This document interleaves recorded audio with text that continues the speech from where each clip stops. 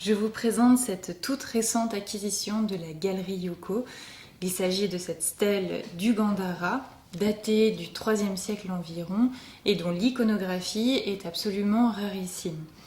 Vous l'avez peut-être reconnu, au centre, il s'agit du Bouddha. Mais c'est Bouddha avant son éveil, donc il s'agit encore de Siddhartha Gautama.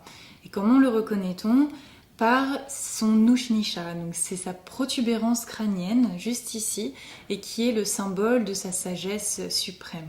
Un autre indice également, c'est cette auréole que nous connaissons bien dans l'art occidental, qui est en fait un élément importé de l'Iran et qui symbolise le statut spirituel supérieur de la personne représentée.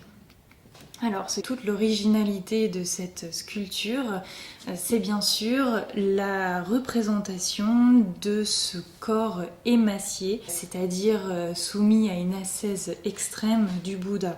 On le voit tout de suite, on a la cage thoracique qui ressort, le ventre qui est vide, les os qui apparaissent également, donc les côtes, la clavicule.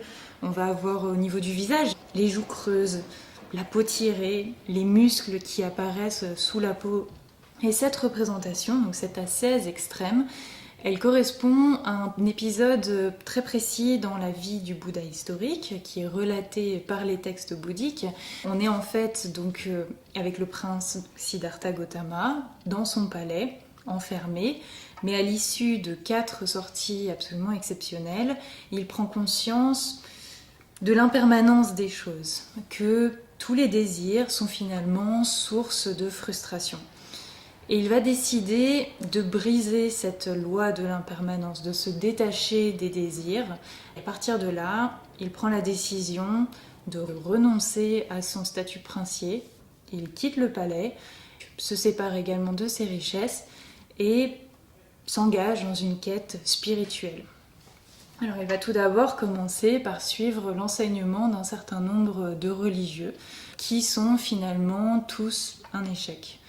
Et ensuite, il va soumettre son corps à des méthodes radicales et à des ascèses donc extrêmement rudes, extrêmement éreintantes, qui va les mener même jusqu'à presque la mort. Il va être complètement affamé, jusqu'à temps de comprendre que finalement ce n'est pas non plus la bonne solution. Donc cette iconographie du Bouddha émacié, elle est en fait, comme je vous le disais, rarissime. Il existe des statues isolées, très impressionnantes, très spectaculaires, essentiellement dans les musées.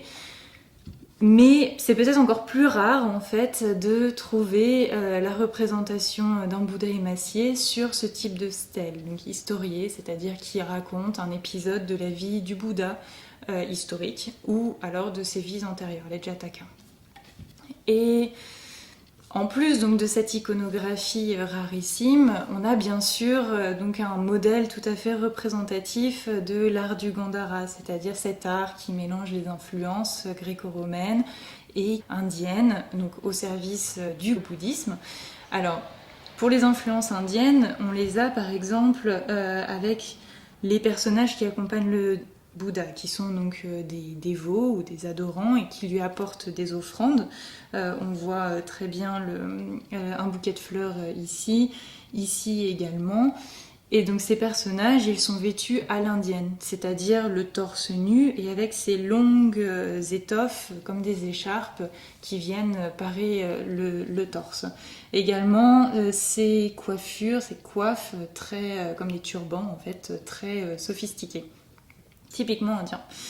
Par ailleurs, l'influence gréco-romaine, hellénistique, elle se voit parfaitement dans la représentation de ces colonnes, avec des chapiteaux corinthiens ou disons composites, tandis que sur cette colonne, on a un entablement beaucoup plus allongé, qui serait peut-être davantage d'influence perse.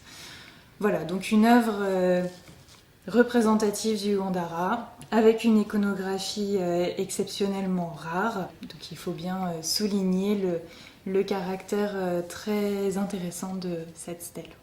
Je vous remercie.